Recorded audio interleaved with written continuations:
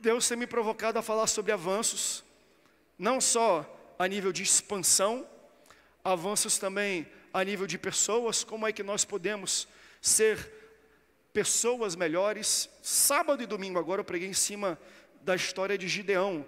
Se você ver Juízes capítulo 6, um anjo aparece para Gideão e fala: você é um homem valente, você é um varão valoroso. Aí ele fala: quem eu? A minha casa é a menor e eu sou o menor da minha casa. Juízes capítulo 6. Em Juízes capítulo 8, todo o povo de Israel vai até o mesmo Gideão e fala assim: governe sobre nós, mas não apenas você e toda a sua casa. Gideão no capítulo 6 era uma pessoa. Gideão capítulo 8 de Juízes é uma pessoa completamente diferente, porque o Deus que avança a igreja, que avança a obra, é aquele que avança as pessoas. E eu quero falar hoje sobre avançando no amor ao próximo. Porque do que adianta Deus prosperar, Deus fazer coisas grandes, se não houver amor? Não é verdade? Então eu quero que você abra a sua Bíblia comigo em Lucas, o Evangelho de Jesus, segundo escreveu Lucas capítulo 10, versículo 30 ao 35. Uma história, talvez uma das mais conhecidas da Bíblia. Tem muita gente que nem sabe que isso aqui é uma história bíblica. As pessoas citam isso em conversas, a parábola do bom samaritano.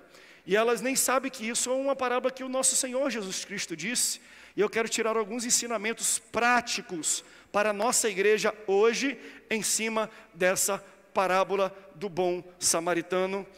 Olha o que diz Lucas capítulo 10, a partir do versículo 30. Jesus prosseguiu dizendo: um homem descia de Jerusalém para Jericó e caiu nas mãos de alguns ladrões, de alguns salteadores. Estes, depois de lhe tirar a roupa e lhe causar muitos ferimentos, retiraram-se, deixando-o semi-morto. Por casualidade, um sacerdote estava descendo por aquele mesmo caminho e, vendo aquele homem, passou de largo. De igual modo, um levita descia por aquele lugar e, vendo-o, passou de largo. Certo samaritano, que seguia o seu caminho, passou perto do homem e, vendo-o, compadeceu-se dele, e aproximando-se, fez curativos nos ferimentos dele, aplicando-lhes óleo e vinho. Depois colocou aquele homem sobre o seu próprio cavalo, o seu próprio animal, e levou-o para uma hospedaria e tratou dele. No dia seguinte, separou 2 denários e os entregou ao hospedeiro, dizendo: cuide deste homem, e se gastar algo a mais, pode colocar aí na minha conta, farei reembolso quando eu voltar. Se você ama a palavra de Deus, diga: eu amo a Bíblia. Essa história é interessante, porque ela começa falando de um homem que está voltando de Jerusalém. Jerusalém é o local onde os judeus iam para adorar a Deus, para prestar culto a Deus. Jerusalém é a cidade santa. Tinha pelo menos 3 a 4 festas anuais, onde todo o povo judeu, nesta época, migrava para Jerusalém, para juntos prestarem cultos e sacrifícios ao Senhor Jesus. Saindo do culto, ele pega a estrada de volta para sua casa, e no caminho de volta para sua casa, na jornada, voltando do culto, do local de adoração, ele tem um encontro devastador com salteadores, com assaltantes. Então, você entende que mesmo Jerusalém, sendo um local santo, e aqui representando o culto, não é porque eu sou crente que eu deixo de viver as coisas duras da vida. Não é porque eu estou saindo do culto que Deus vai me eximir, me isentar de sofrer encontros terríveis, encontros tristes, encontros devastadores. Só para você ter um contexto, Abel foi morto por causa de um culto e durante a oferta de sacrifício de um culto. Não é porque eu sou crente que Deus vai me proteger de todos os males da minha vida. Quem já foi assaltado, quem já teve um encontro como esse, sabe muito bem a dor, o sofrimento, o medo, a aflição que a gente passa durante um momento de assalto. Eu já fui assaltado umas 3 a 4 vezes, talvez, na minha vida. Uma vez eu fui assaltado quando botaram uma faca aqui e mandaram passar carteira e tudo que eu tinha.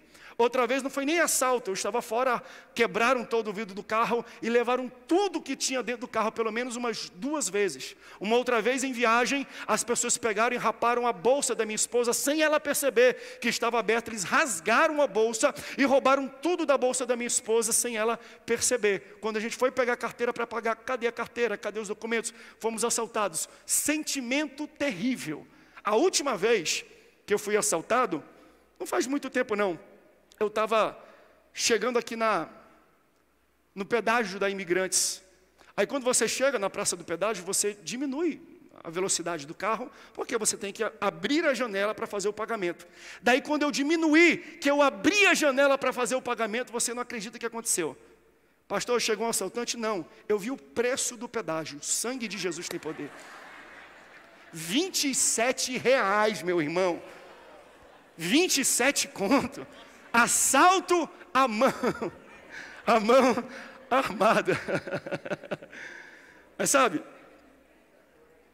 quem já teve um encontro terrível como esse, sabe o sentimento que é de impotência, sentimento de terror, sentimento de pavor. Então, existem às vezes pessoas que entram e cruzam a nossa vida para nos trazer e tirar a nossa paz. Talvez algumas pessoas aqui nunca foram assaltadas, mas você já teve um encontro devastador. Quem sabe pessoas aqui abriram a casa, a intimidade para amigos. E essas pessoas que você abriu a sua casa, elas racharam a sua mesa de comunhão.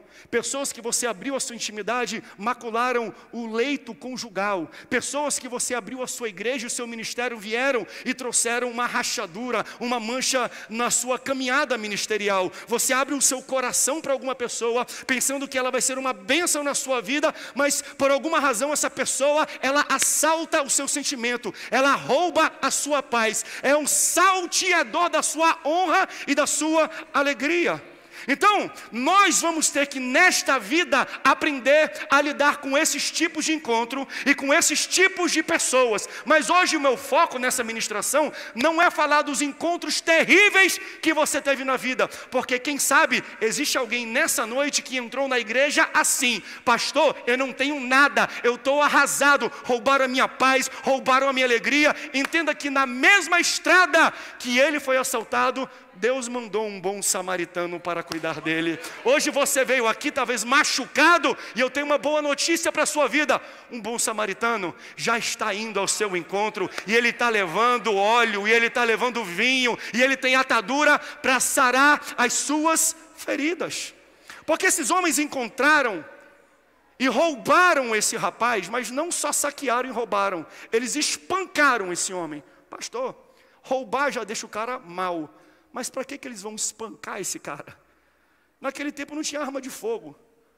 Então, eles roubavam, mas eles batiam esta pessoa para que ela ficasse ferida a ponto de não ter nenhum tipo de reação, para não ir atrás deles, para não os perseguir. Então, eles batem nesse homem, deixam ele quase que inválido e vão embora. Pelo menos isso. Existem pessoas que entram na nossa vida, que roubam a nossa paz e ainda querem ficar do nosso lado. Eles batem e eles vão embora. E aí a pergunta é: um homem que está semi-morto, o que ele faz? Ele grita socorro? Ele levanta a mão, ele pega o celular e liga para a polícia, ele liga para a ambulância? Não, por quê? Porque ele está semi-morto. Quem está semi-morto não tem força e nem vigor para pedir ajuda. Nós temos que entender que a igreja representa o bom samaritano no tempo de hoje, mas a igreja tem que ter a sensibilidade de entender que quem está semi-morto não vai pedir ajuda, quem está semi-morto não vai entrar na igreja. Existem pessoas que entram na igreja, mas essa pessoa não está semi-morta, ela tem vigor e energia e força para vir para a igreja, mas a maioria das pessoas que estão jogadas semi-mortas no pecado nunca vão entrar dentro de uma igreja, e é tempo da igreja igreja ter sensibilidade de entender que quem está semi-morto não tem energia nem para pedir ajuda. Não são eles que têm que entrar na igreja, é a igreja que tem que sair e ir ao encontro das pessoas que estão jogadas na sarjeta e jogadas no pecado e na estrada da vida. A igreja acorda. Deus não nos chamou apenas para pregar para quem entra dentro da igreja. Ela mandou a gente sair da igreja, entrar nas estradas, nos becos, nas ruas, nas casas da vida e levantar as pessoas que estão semi-mortas. Porque essas pessoas não conseguem pedir ajuda. Elas não sabem a condição que elas estão. Muitas delas estão totalmente inconscientes. Deus vai levantar a nossa igreja para andar. Deus vai levantar o nosso grupo de missões para alcançar pessoas semi-mortas que não conseguem nem abrir a boca para pedir uma oração. Elas nem sabem que eles precisam de Jesus na vida deles. Daí, quem é que vem ajudar esse homem? Jesus conta na parábola, e pela primeira vez, Jesus, ele cita um sacerdote, um pastor, um líder, de uma forma pejorativa. Não apenas a primeira vez, a única vez que Jesus, nos relatos bíblicos, cita um sacerdote de uma maneira degradante, de maneira pejorativa. É nessa parábola. Versículo 31 diz assim, olha, por casualidade, estava passando por ali. Não era um planejamento, não era uma rota natural, mas por casualidade. Um sacerdote estava descendo por aquele mesmo caminho e, aqui ó, por aquele mesmo caminho e vendo aquele homem. Isso aqui é importante porque eu não me responsabilizo, ou Deus não vai me responsabilizar por aquilo que eu não vejo. Deus não vai me cobrar por algo que eu não vejo. Deus não vai me cobrar por algo que eu não testemunho. Mas o texto fala que o sacerdote vendo. Se Deus permitiu você ver, Ele quer que você tome uma atitude e uma ação para ajudar o que você viu. A igreja não pode ver o que o Satanás, o que os salteadores, o que os ladrões da paz, da alegria, da salvação das pessoas está fazendo, e vendo, eles não fazem nada. Foi exatamente isso. Ele passa pelo lado, e a palavra de Deus diz, e ele passa a largo, ele passa do lado como se nada tivesse acontecido. Aí depois quem vem? O levita. O levita, ele vem pela mesma estrada, porque o texto fala, pela mesma estrada vem um levita. E quem é levita? Levita é o ajudante do sacerdote. Levitas são os obreiros. Se a gente fosse contextualizar, eu sou o sacerdote desta casa. Os obreiros, os diáconos, os músicos, as pessoas que cooperam, são os levitas, são os obreiros da casa do Senhor. E aí, o texto é interessante porque fala assim, ó, e o levita chega àquele lugar. O sacerdote, ele não chega, ele ocasionalmente passa. Então, se ele passa por ali, aquele não era o destino final do sacerdote.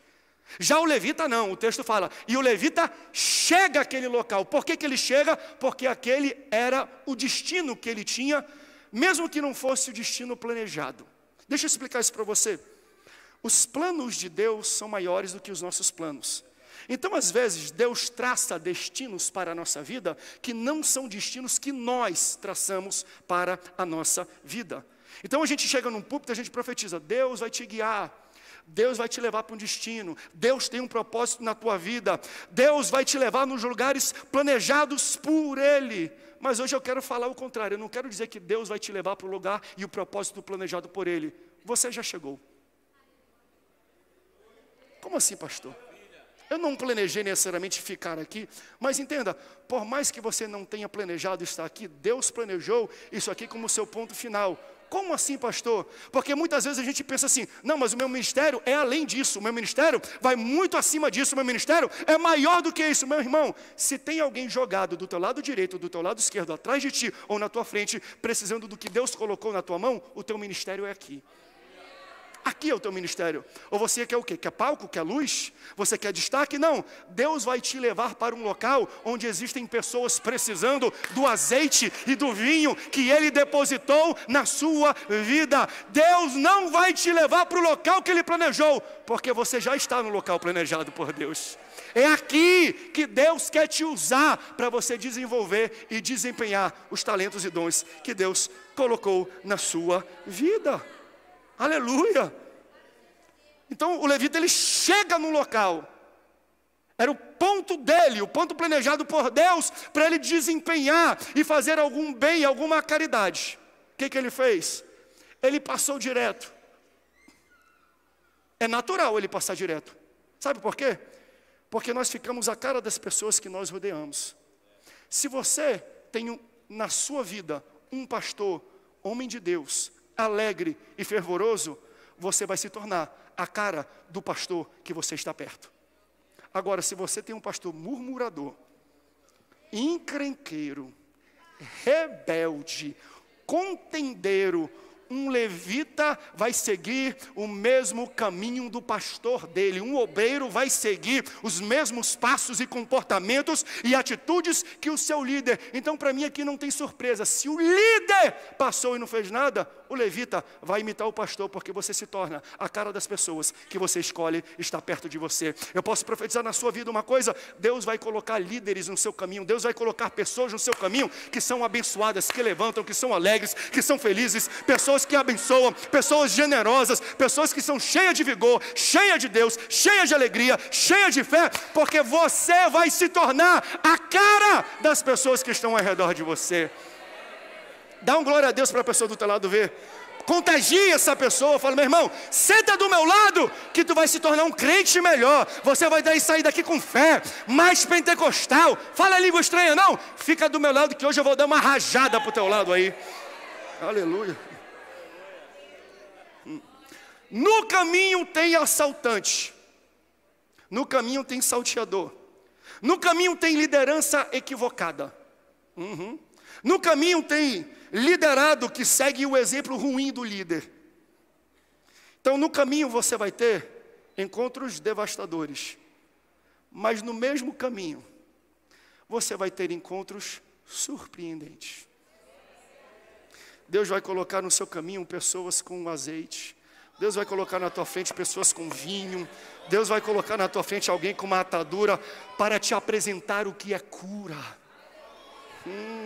Te prepara, Deus está mandando socorro. Eu vejo pelos olhos espirituais um bom samaritano indo de encontro à tua vida e à tua casa. Você não vai morrer nessa estrada, por mais que essa estrada tenha te machucado. Na mesma estrada Deus manda cura para a tua vida, aleluia. Quem vem de Jerusalém não morre no caminho. Tem alguém que está entendendo esse mistério? Quem vem de Jerusalém não morre no caminho. Deus está mandando no teu caminho um bom samaritano. Eu posso ouvir um glória a Deus da igreja? Aleluias. Não morre não, meu irmão, não morre não. Você não vai morrer no caminho. Deus vai fazer os planos dele serem cumpridos na tua vida, na tua casa, na tua família. Tu vai ver os teus filhos aqui, entregando a vida para o Senhor nesse altar. Você vai ver as transformações que Deus vai fazer na tua vida. Você vai sentir e presenciar e testemunhar a cura que Deus tem. Se você está em Jerusalém, Deus manda ajuda no teu caminho. Aleluia! Aleluias! O samaritano está viajando, pastor Elisiel. Quem viaja, e o texto fala, estava numa viagem. Quem viaja tem itinerário. Quem viaja tem planejamento. Eu vou viajar daqui para o Rio de Janeiro, eu sei muito bem onde tem um posto, onde eu tenho que parar.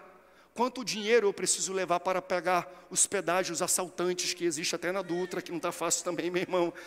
Eu vou ter que abastecer o carro. Então, quem viaja tem um planejamento. Ele sabe quando ele vai sair, ele sabe onde ele precisa chegar, ele sabe o tempo que ele leva, ele entende que ele no caminho precisa levar suprimentos. Então o samaritano, ele sai com o destino dele muito bem traçado. Porque às vezes, veja, o sacerdote estava passando ocasionalmente. Ele não tinha destino, ele estava passeando. Tem muita gente passeando pela tua vida, desocupado, que passeia na tua vida, olha de longe, desconfia, fala, fofoca da sua vida. Mas às vezes quando você precisa de uma intervenção, Deus vai mandar alguém que tem um destino traçado. Deus vai mandar alguém que está ocupado. Deus não usa desocupado. Quem é que está solteiro aqui? Busque alguém que está ocupado. Porque quem está ocupado tem um destino certo traçado, tem um planejamento e se preocupa com as pessoas que Deus coloca no seu caminho. O grande problema é que a gente busca pessoas que estão passeando na vida, que estão vagueando na vida, que não sabem o que fazer. É por isso que Deus escolheu o samaritano para ajudar, porque quem é ocupado tem objetivo. Quem é ocupado vai fazer por você. Eu preguei isso aqui no culto de domingo, se eu não me engano. O próximo nível da tua vida, o local onde você quer chegar, já tem gente lá. Então você tem que ser muito intencional em quem você escolhe para te rodear. Porque o próximo nível na sua vida está cheio de pessoas que já estão ocupadas. Eu nunca vi grandeza desocupada. Quer grandeza na tua vida? Seja intencional nas pessoas com que você vai se rodear. Aleluia. Então, como ninguém apareceu, ele teve que fazer uma adaptação na rota dele. Ele teve que fazer uma parada que ele não faria normalmente. Porque quando ninguém faz nada, Deus levanta alguém melhor do que você para ajudar aquela pessoa que era para você ter ajudado. Ele olha para as feridas daquele rapaz e ele se aproxima. Porque eu entendo, Deus precisa derramar sobre a gente essa mesma graça. Porque muita gente, quando olha para a nossa ferida, se distancia. Muita gente, quando olha o quão feio a nossa situação está, não quer nem se associar com a gente. Eu quero a distância de ti, eu quero você longe da igreja, eu não quero me relacionar. O que vão pensar se ver uma pessoa ferida? O que vão pensar se ver uma pessoa machucada? O que vão pensar se essa pessoa teve uma queda? Eu não quero me associar com esta pessoa. Deus vai derramar sobre você uma unção de bom samaritano. Porque quando você vê pessoas no caminho que estão machucadas, você vai ajudar essas pessoas a se levantarem. Então Deus, quando Ele coloca pessoas na nossa vida e no nosso caminho que estão machucadas, nosso papel não é expor as feridas, nosso papel é curar as feridas. Aleluia, mas eu tenho que falar isso aqui para uma geração que anda só com o smartphone, que anda só com o TikTok, que tudo que eles fazem é compartilhar fofoca, que eles veem de pastores, de cantores e de pessoas na internet. Meu irmão, Deus não te chamou para você pegar um smartphone e se aproximar para expor as feridas. Deus colocou, está na hora de você tirar TikTok, Instagram, tira o celular da mão, porque Deus nessa noite quer colocar uma atadura na tua mão, Ele quer colocar vinho na tua mão, Ele quer colocar óleo na tua mão, porque você não foi levantado para expor ferida, foi levantado para curar ferida. Aleluia! Chega de uma igreja que fica compartilhando fofoca na internet, meu irmão. Pega o que Deus colocou na tua mão e cobre a ferida exposta. Eu não disse encobre o pecado, cobre a ferida, porque quando você cobre a ferida, as moscas varejeiras vão ter que procurar um outro cadáver para ficar fofocando. Não é para ficar, você viu o que o pastor disse, você viu aquele irmão, você viu aquele irmão. Meu irmão, se você é bom samaritano, não empreste a sua língua para ficar expondo a ferida dos outros. Deus está colocando na sua mão uma atadura, está colocando band-aid, mercúrio, para você sarar a ferida e não compartilhar a ferida das pessoas. Chega de bisbilhotar, de fofocar a vida dos outros. Meu Deus, Deus está falando com alguém aqui essa noite, hein? Está ministrando. Eu vou falar aqui assim, é por isso que eu amo esse ambiente aqui. Eu amo pregar a palavra, mas eu amo estar na igreja. Eu amo ver as irmãs cantando. Eu amo ver toda a liturgia coral quando a gente tem, o louvor. Porque entenda, nós somos uma igreja grande, quase 180 templos. Meu irmão, tem muita ferida para a gente cuidar. E às vezes eu me pergunto, Senhor, tem pessoas que perguntam, pastor, tão jovem, como é que vocês cuidam de tantas pessoas? Eu falo, não cuido não, eu não consigo fazer isso sozinho. Se o bom pastor não estiver na frente das ovelhas, a gente não tem como fazer, porque existe muita gente ferida. Se a gente fosse explanar, começar a tocar aqui os assuntos que a gente tem que lidar em bastidores, em gabinete, você ia ficar assustado. Meu irmão, tem assunto aqui que só médico poderia resolver. Tem assunto que só psicólogo poderia resolver. Tem assunto que só advogado poderia resolver. Tem assunto que só psiquiatra poderia resolver, que chega para a gente. E pastor, como é que você cuida dessas pessoas? Bem, na Assembleia de Deus, tem um grupo de pessoas chamado Círculo de Oração. Rapaz, círculo de oração da Assembleia de Deus é um mistério. Pastor, mas elas entendem de medicina? Não é dica de nada. Pastor, de psiquiatria? Nunca vi nem comi, só ouço falar. Pastor, o que elas entendem, pastor? De direito para resolver os problemas legais das pessoas? Também não entendem nada. Elas entendem de quê, pastor? Meu irmão, essas irmãs são experts em algo chamado oração. Quando elas se reúnem nesse local, uma puxa o hino 202, depois outra puxa o hino 47, depois elas dão as mãos e elas começam a orar, e você não tem ideia no mercúrio que cai do céu, da unção que é derramada do céu, do vinho que cai do céu, coisas que acontecem na igreja que médico nenhum conseguia fazer. Por quê? Porque Deus renova a nossa capacidade de cura. Cadê as irmãs do círculo de oração? Fiquem de pé, irmãs, fica de pé um momento, fica de pé um momento, fica de pé. Faz assim, faz assim. Cadê as irmãs de oração? Faz assim, faz assim. Eu quero fazer um ato aqui para vocês. Deus está renovando a capacidade. Deus está dando para vocês uma provisão maior de vinho. Deus está derramando sobre a vida de vocês mais óleo. Deus está colocando atadura na mão de vocês, porque aquilo que a medicina, aquilo que o direito, aquilo que a psiquiatria não resolve, Deus colocou a solução na mão de vocês. Sintam-se renovadas em nome de Jesus. Aleluia, aleluia. Deus está derramando, você sente isso? Deus está derramando a atadura aqui.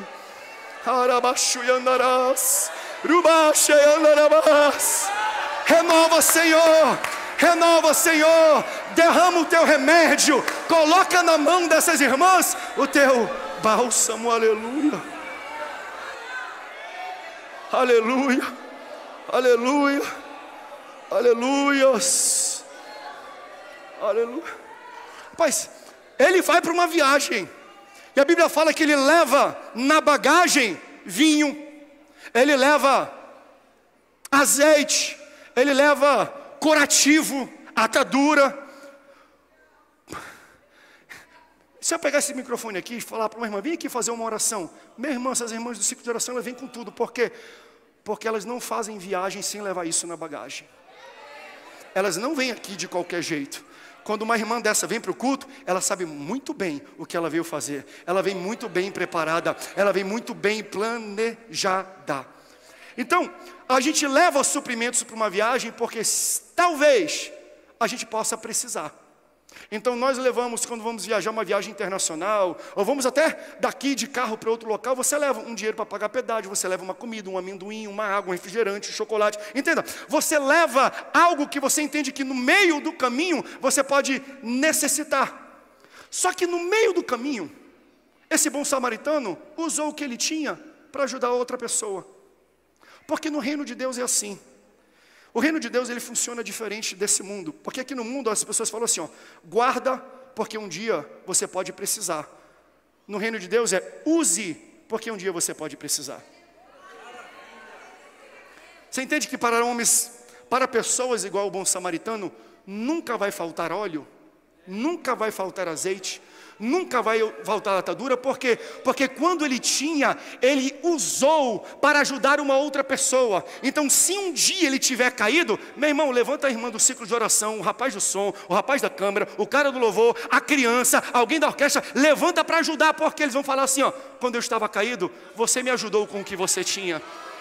Então entenda, o mundo fala, guarda, porque um dia você vai precisar. No reino de Deus é, usa, porque um dia você vai precisar.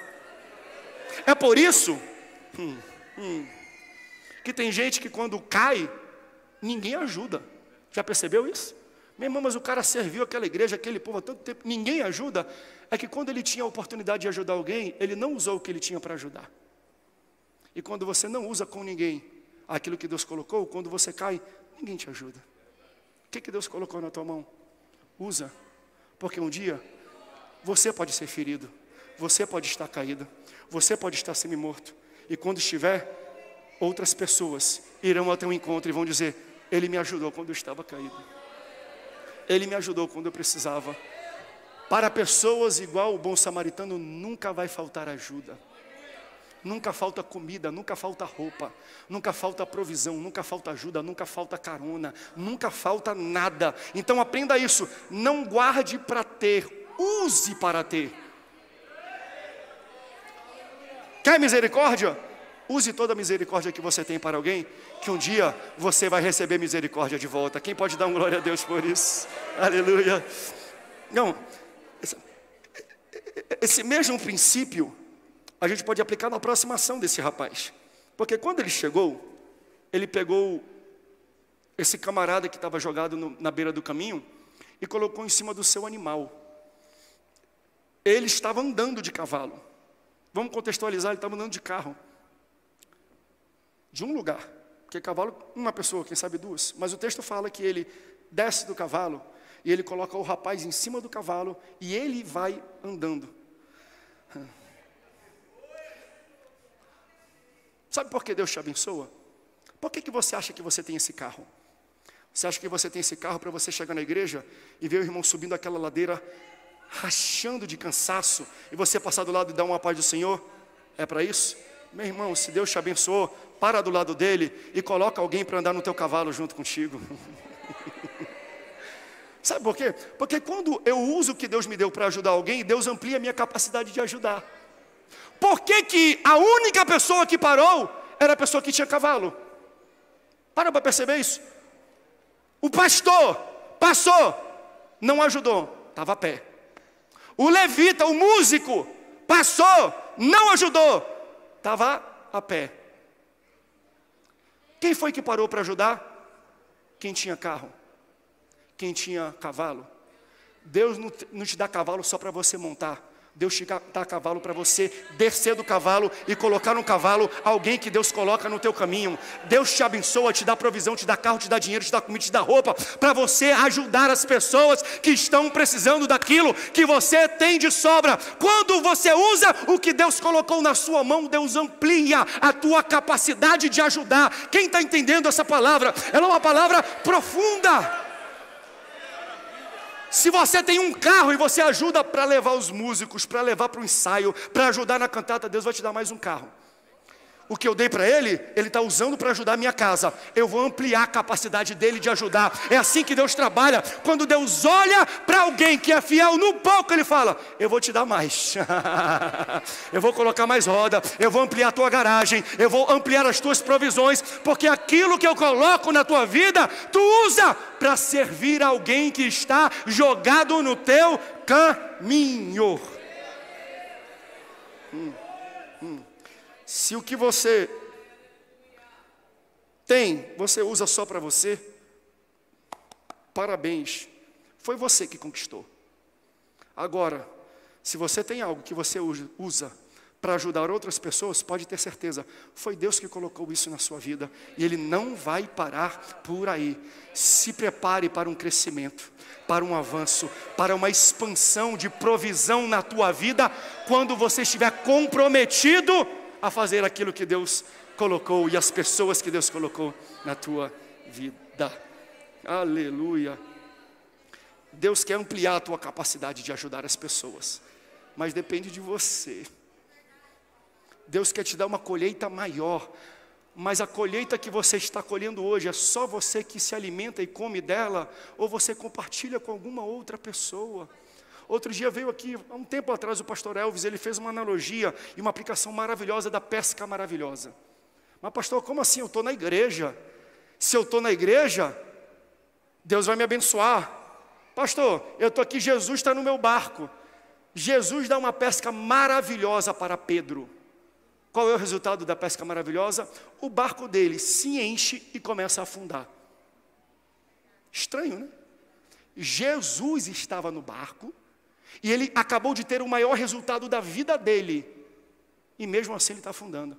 Pastor, eu posso afundar com Jesus dentro do meu barco? Sim, Pedro estava afundando. Como é que eu paro de afundar? faz o que Pedro fez. E o que ele fez? O texto fala, e ele chamou os outros barcos e falou assim, aproxime-se. Ele começou a pegar o peixe e a provisão que Deus deu para ele. Ele falou assim, pega um peixe aí para você. Pastor Elisiel, pega um pouco para você. Ei, Garito, pega um pouco para você. Heber, pega um pouco para você. Pastor Natanel, pega um pouco de peixe, porque se toda a provisão que Deus coloca no teu barco, você quer manter para si, você vai afundar com a provisão e com Jesus dentro. Não afunda não, meu irmão. Compartilha aquilo que Deus colocou no teu barco. Abençoa alguém com aquilo que Deus colocou no teu barco. Alimenta alguém com aquilo que Deus colocou no teu barco. Deus nos dá colheita para a gente viver bem, para a gente dar boas condições para a nossa família, mas para a gente abençoar quem está perto da gente, ou nós encontramos no caminho, e claro, para a gente poder abençoar a casa do Senhor. Quantos podem dar glória a Deus por esta palavra? Sobe aqui, louvor, sobe aqui que eu vou querer fazer um negócio doido aqui. Sobe aqui. O samaritano desce do cavalo e coloca alguém no lugar dele. Uma igreja que está preparada ou estruturada para avançar é uma igreja que tem a atitude do bom samaritano. Como assim, pastor? Permissão para te ofender. Conheço a igreja a qual eu sirvo. Conheço as nossas congregações, conheço o Templo Sede. Quantas vezes, aqui em São José, eu, pastor da igreja, não tive que me intrometer em algumas discussões que estavam acontecendo nesse ambiente, sabe por quê? Porque a pessoa chegou e falou, pastor, eu nem sei quem é aquela família, estão sentados no meu lugar. O seu nome está escrito na cadeira, meu irmão? Pergunta. Irmã, pergunta da irmã do lado, irmã, o seu nome está escrito lá naquela cadeira? Tem briga. Mas eu sempre sentei ali, mas Deus colocou no teu caminho alguém que está jogado e precisa de um assento. Será que uma vez na sua vida você pode ficar em pé e colocar sentado alguém que acabou de chegar na igreja e precisa aceitar a Jesus? O grande problema é que a gente vê gente morta e não quer dar lugar para sentar. Aí Deus, a gente ora, Senhor, aviva a obra, manda a gente, salva a gente. Aí Deus manda para o nosso caminho pessoas que precisam de salvação, estão semi-mortas. Mas quando elas são colocadas no caminho, a gente fala, não, mas esse cavalo é meu, esse lugar é meu. Eu sempre sentei na frente, eu sempre sentei naquela posição do lado, eu sempre sentei de frente. Está na hora de você levantar e dar lugar a quem Deus está colocando no teu caminho. Aleluia, aleluia. O crescimento vai requerer de nós um reposicionamento e uma postura nova. Não tem como. Se Deus te deu essa cadeira, levanta dela e dá lugar para alguém sentar. Está cheia a igreja, você é membro da igreja há 30 anos. A gente não entende o que é a experiência em tempo de igreja. Não, pastor, mas eu estou há 30 anos nessa igreja. Bota alguém mais novo para levantar. Meu irmão, se você está há 30 anos, você já deveria ter aprendido há 30 anos atrás que se vem algum visitante, você levanta e coloca o visitante para sentar no seu lugar.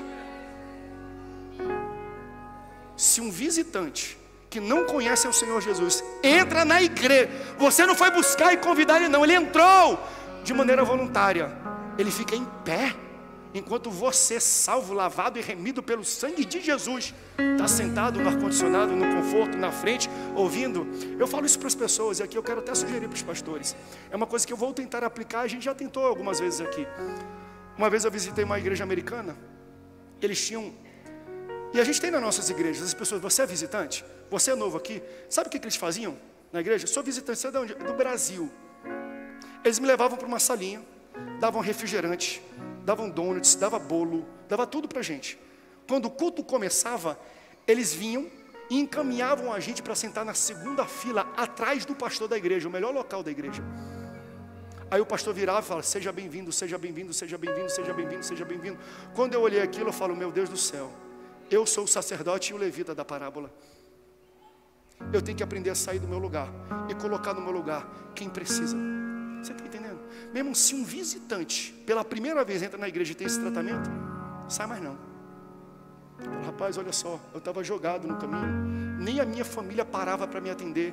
Eles pararam, cuidaram das minhas feridas e ainda desceram do cavalo deles e me colocaram no lugar. São nas pequenas coisas. Deus vai colocar pessoas semi-mortas na nossa frente. A minha pergunta é: o que você vai fazer? Você vai levantar do seu lugar e dar lugar para alguém? Se sim, eu vou contar até 3. E você vai dar um pulo da tua cadeira. E você vai dar um glória a Deus e vai permanecer de pé para a gente fazer um ato bonito aqui. 1, 2, 3.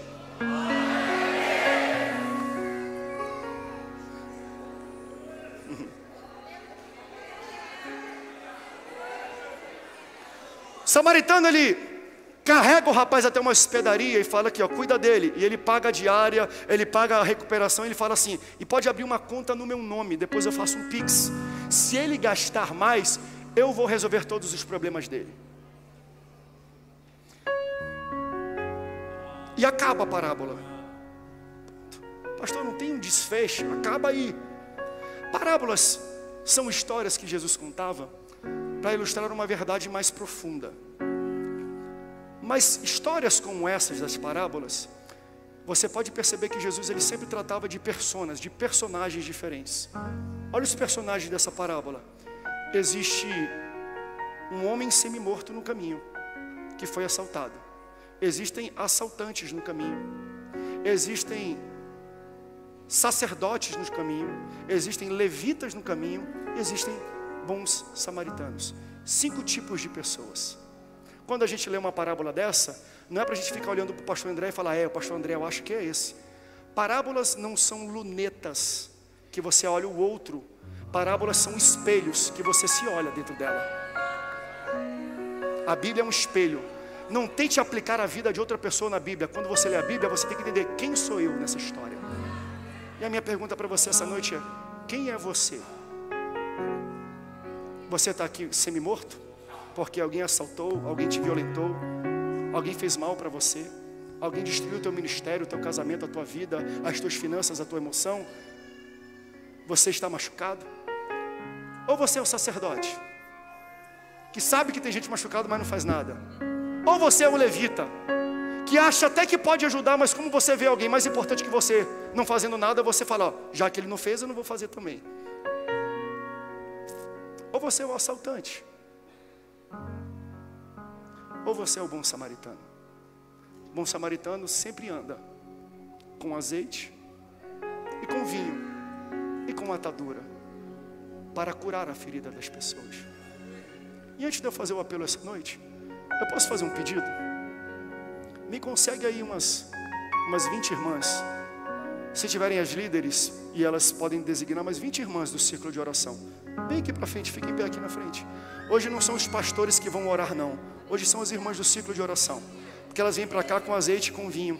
Elas estão com ataduras. Cadê as irmãs do círculo de oração? Pode vir aqui para frente. Vem aqui umas 20, 30, fiquem em pé aqui, por favor. Eu quero que vocês orem hoje pelas pessoas. Não é o sacerdote que vai orar hoje não. Não é o levita não. São as boas samaritanas que vão fazer essa oração hoje. E quando uma boa samaritana ela ora, fica aqui olhando para o povo. Fique aqui, por favor, me ajuda, pastor Rodolfo, para organizar isso em pé aqui, olhando para o povo. Se tem alguém aqui esta noite que está ferido, não sei qual foi a ferida. Nós vamos começar a cantar daqui a pouco. Meu Deus do céu. Eu nem sei como é que vai acabar esse culto hoje.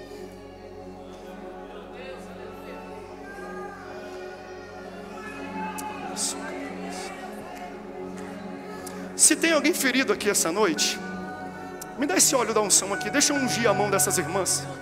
Deixa eu compartilhar um pouco da minha atadura e do meu óleo com elas. Minhas irmãs, façam assim com as mãos, por favor.